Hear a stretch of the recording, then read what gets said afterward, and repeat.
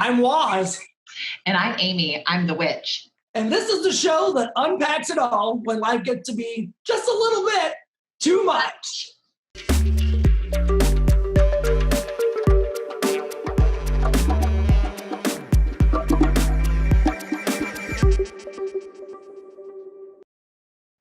All right. So we've been in quarantine just like the rest of the world.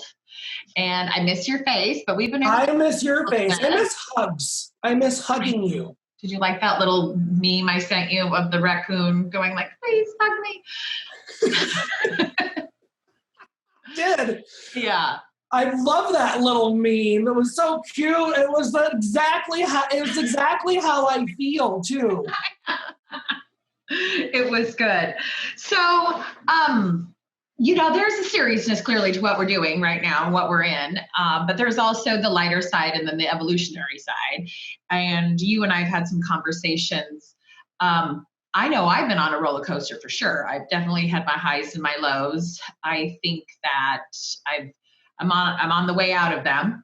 And I think one of the things that I've really enjoyed is I forgot how weird I am. And I sing. I didn't. I sing and I dance and I'm just looking for any opportunity to be super funny or scare the people in my house. And I really, really enjoy that a lot. I'm finding that there is a range of emotions, and they're all for me feeling like a wave pool at a water park. I hate water parks, first of all, but that's the only good analogy I can think of, because it's that repetitive cycle of waves that keeps coming at you like it's a treadmill. Yeah. And you feel really good every once in a while, or you go, oh, the sun's shining and I'm out in my yard and this feels great. And then you happen to catch a news clip and you hear a new number or a statistic, right, and then it takes you back into that other wave. So I don't know, I'm definitely affected like everybody. I think that there's going to be a new wave of need for mental health services when this is over, like there wasn't already before, and we already needed that before. And just to let you know, on my own course of that, in my ways, I jokingly told you I was like being in a straitjacket, because I do so much every day and I'm packed so much into my brain and my life, and I'm always multitasking. So it felt like being put into a straitjacket. And I was resisting. And finally, once I stopped resisting, everything just got so much better. And I've really learned to be kinder to myself. I used to always tell myself I had never done enough all day. And so now I'm just like, you're great, dude. You rock today. You know? So I wake up in the morning, I'm telling myself, you're fantastic. And so I thought, let's just start this way and see what I can accomplish when I tell myself positive things instead of telling myself, oh, you didn't do this, you didn't do that, or you maybe drank too much wine last night, or you did this. I'm not belittling myself. Or this morning. Yeah, not yet. Still on Diet Coke, but in a wine glass. Yeah. So, it's really been, I've had the time to prioritize myself. And I thought that was just really kind of a blessing in its own right for me. And when I had 5 children, I started having children at 19 years old. When did I ever give myself a break and a chance to sit still for a moment? And that's what we're all finding, I think, right now, is that there really is a new world that has emerged from this. I don't know if I can speak for every country, because I don't know if every country is, moving at the pace that we are and keeping up with the societal demands that we are. I'm sure some are, maybe some aren't. And even having government aid. The fact that we've got government aid, it's frightening. They still controlled us to be in this quarantine, but at the same time, they still are going, okay, we're going to assist. Yeah. Where my friends in Africa said that they are on, as soon as the sun goes down, they all have to be inside or they will, he's like, you get shot. And there's no food, that the food is, they don't really have the same amount of food as they used to have access to. So it's a little different in different places. Fun talks. Yeah, I know. Love you. Good luck out there, guys. I have a question. Pants or no pants? That's what we all know in meetings today, isn't it? yoga pants, and I don't have Kevin in the house right now. So I have been going to the fridge in nothing and like, yes, but he's coming back tonight. But, you know. And Kevin is your house guest, yeah? Kevin's my house guest for the last 7 months. He was a very, very dear friend from high school, from college, and he makes me laugh. Like, we have so much fun laughing together. But we're still in quarantine together, you know. Yeah, that was probably unexpected, wasn't it? I mean, literally the house guest who now can't leave. Not won't, it's can't. Oh, but I do tell him all the time, I'm like, I'm going to beat you with sticks, Kevin. Like, I chase him and make him do it. Well, all right. So I want to talk about something. The show is too much. We always talk about the things that are too much here on the show. And one of the things that I'm feeling too much of lately is anxiety around grocery store shopping. I can't believe I'm saying these words. I am a grocery shopping nerd. Historically, I love to grocery shop.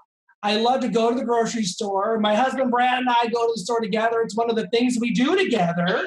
Planning our meals and what we're going to eat. And now... And you could have done it. You did it on a whim, too. You'd be like, oh, let's do salmon tonight. Let's just go get it. And now you're like, yes. Oh, get it. Yeah. Well, we have had to make some changes in our house because the last time that we went together, I was a freaky bitch. I was so affected that it was literally making me like all around me in the grocery store. Are you wearing a mask and everything? Mm-hmm. Okay. And do you wear gloves? I almost wore a mask for this meeting today because I just feel like if I see anyone, I should wear a mask. Polka dot one that I've been wearing.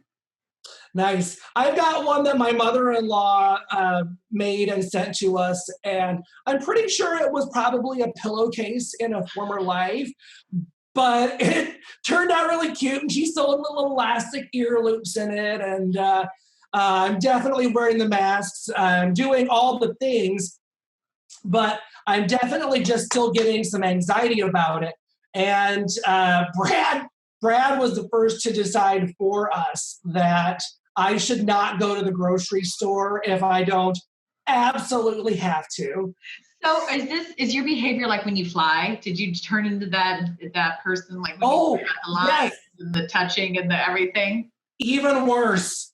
And I never used to be like this. It was never a way I thought to behave. But now, if someone is going the wrong, because now there's the right and the wrong way. There's one way to the grocery store, and you go down one lane one way and down the next, which makes sense, right? Because those grocery store aisles are narrow, right, and 6 feet, and yeah, so it's impossible. So then you'll see someone who's practicing social distance, and there's just a little bit of that neighborly thank you that goes along with it, and then you've got that one dumb son of a bitch that comes down the wrong way, completely not looking at the rest of what's happening around them. And what do we always say? Read the room, people. Read the room. I might be the person going the wrong way. Like, I'm clueless. Like, in my town, it's a small town. Like, everybody's masked up at the grocery store. I was probably the last one to mask up at the grocery store. But I do all the time, and then I go, oh, shit, there's tape. I'm supposed to be standing on that tape. I'm sorry. Like, but at least you acknowledge it. It's the people that don't acknowledge it that are making me crazy. The ones who are blatantly disregarding it. Yeah. Because, I'm not, I don't know. Those people are making me bonkers right now. I could have made you bonkers. Maybe, but at least I love you. But no, but not really, because you would be the one who would miss it, but then go, oh, shoot, because you are aware. You are still being aware. You're just getting used to it. Well, we're all human. I mean, that is fine. I'm not mad at people for still trying to adapt. It's the ones who are refusing to adapt, who are catching the wrath of me. I feel worse for the people working there. Honestly, I feel sad for them, and I can just sort of feel their sadness. They're definitely like, I can feel just the energy has just fallen, and they're just kind of going through the motions and getting through there. And it's horrible for them. It's getting, well, so here's, okay, so like, I mean, shopping progressively through this situation has been an evolution on its own. But I remember the last time that I went, I've gone twice. I've been one time without Brad since the time that we went in the store. And that time that we went together was when, I don't know, a week or two ago. And I went from literally being snarky and bitchy to someone in the aisle to then we get up to the checkout and I'm almost ready to bawl because I'm so grateful at the poor lady standing there, still wearing a smile for me as everyone goes by her. Like, I mean, I'm like, here, there, everywhere. And that's those waves of emotion that you're talking about, being in a water park. It's just like from one moment you are your diva self to your gratitude self. And I guess that's where the straitjacket thing was for me, is like, I finally surrendered. I just surrendered to it. And as soon as I did that, it got so much better. And I know I don't have somebody sick. And we did have some tragedy in our family that really kind of rocked me a little bit, but through this process, but it eventually took me to gratitude. So it's global. It's no fault of anybody's. But it's global, and we can't blame anybody. I mean, I know there's conspiracies out there, and sure, I probably believe in a couple of them too.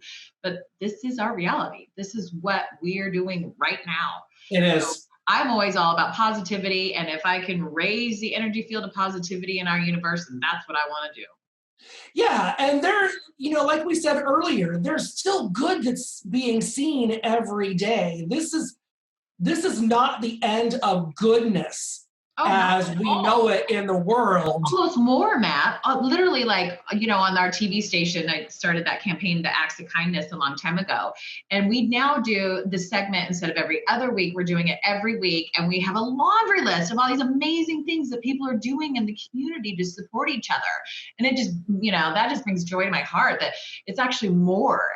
I do see that the increase of like domestic violence and there's sort of resource crimes that are starting to happen and stuff a little bit now. But overall, I see nothing but generosity and kindness. And again, I am in a community that is, 15 times smaller than Eugene. And so there's very little fear here in that sense. And everybody's still really, really... as long as people are being respectful right now, that's what I really care about is are we being respectful, thinking about other people's needs? That's where they said that the masks started in being recommended. It was not to prevent yourself from catching germs, but to prevent yourself from sharing them. Right. Absolutely. And to me, that is what you do when you want to make someone else feel respected. And we need to be doing that more. Isn't that such a different mindset if you think about that? Like, we've always been like, protect myself. And now I'm protecting you. That's a real shift in thinking. And that's what I'm seeing. And Alex and I are having a conversation about how we've always had the black and white, the yes and no. And it's like, well, why? That's why I wake up in the morning and tell myself I'm fabulous, because like, let's just like change some of that mindset. Why does there have to be the negative that's going to follow? Why does it have to be something positive happens that something negative has to follow to balance it out? And just kind of playing with some of those thoughts. So it's been definitely eye-opening, and first time I've had this much time to do that. I also want to share with our viewers, there is a really great article that I saw on time.com, as in Time Magazine, and time.com has a really good post for you about ways to manage your grocery store anxiety and identifying that you're not alone. There are so many people that are very much ridden with fear and anxiety about ways to safely grocery shop right now. I felt good knowing that I wasn't the only one just being crazy when I saw it. Thank you, Time. Well, there was also there's these new apps now where people will run and buy your groceries. And so that's another one of those, like instead of an Uber or, Grubhub and those kind of things, they'll actually go to the store and buy your groceries and bring it to you. So my 20-year-old son is doing that right now for people. Really? So, yeah. So there's all these jobs and different things that are popping up to eliminate some of those anxieties that people have, because like you and I are kind of maybe on the cusp. I don't particularly have lung issues or any kind of medical thing, and we're young enough. But if you were older and really met that criteria, this would be an amazing service to have. Well, that's one of the things that the magazine article says, is that the safest way, of course, is to order your groceries and have them delivered. Right. We don't really have delivery service as a widespread option here, the way that I do in other communities I've lived in. So I've been trying to brave it and go to the store, and and also try to use that as a way to not let myself get so removed from society that if I, can do at least one thing and go buy my own groceries the way I normally would, well, then I'm going to. Right. But I don't know, if I were seeing more commercials or advertisements for someone offering to deliver my groceries right here in my zip code, damn right I'll do it. I'll give you Uda's text, his cell phone, or you can text him. Thanks. I love that we're using our show as a hookup connection for delivery of groceries. I think more and more we've got a friend who's developed an app, and it's multiple services. It would be groceries, it would be mowing your lawn and different things. And it's really, quite revolutionary. And so I think that's launching now. So something like this would be just amazing, because it's a virtual connection for people to do services that normally they couldn't get met. Well, we know we're going to see a lot more new types of services and jobs and ways of the community and businesses interacting as this continues to evolve. It's I don't know. On one hand, it's a little stressful to witness. On the other hand, it's really exciting. It is, because we don't have a choice. We don't have a choice. So. Yeah, if we're going to move forward, we got to move forward, and we just have to go in. And I mean, it's not like we want to put our head down and just be like, okay, we're headed into this socialist country. This is the new norm. I mean, we certainly should ask questions and be aware of what we're leading ourselves into. But truly, as a collective human race, this is what's happening and will be happening. Well, I think we're all past the point of shock where we're now doing broadcasts via Zoom and family gatherings via Skype and stuff like that. I think we're past that level of shock now. And I think that now that, the next thing to do is really focus on how do we just move forward? We're moving forward in a new world. And it'll be interesting to see how that continues to evolve. I'm sure we'll keep on talking about it. There will be a lot. It will be a lot. It will be a lot. I want to give you my raccoon hug.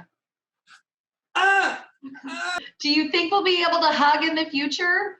I'm a total hugger. I am. I love to hug. I think for sure the handshake is dead, and I don't even know about the elbow. I don't even know why we have to touch anything anymore. Unless that's the intent.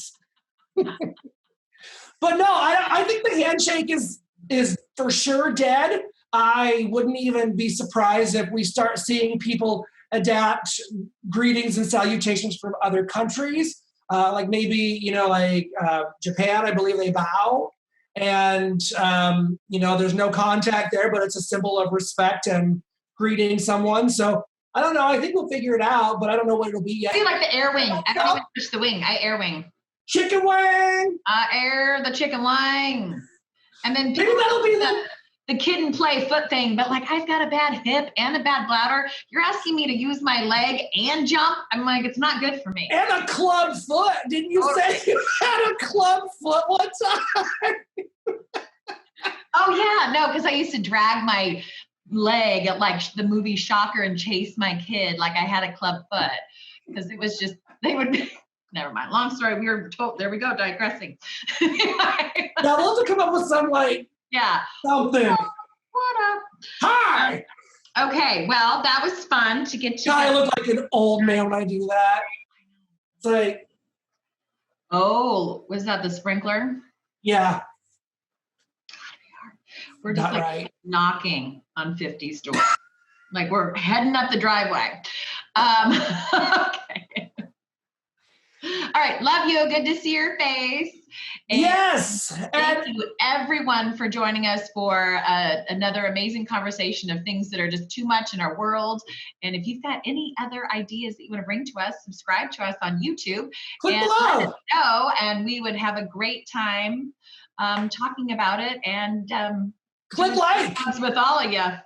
Subscribe. Follow. Love. Live. Peace. That's right. That's right. Making friends this way. All right. See you next time. Love you.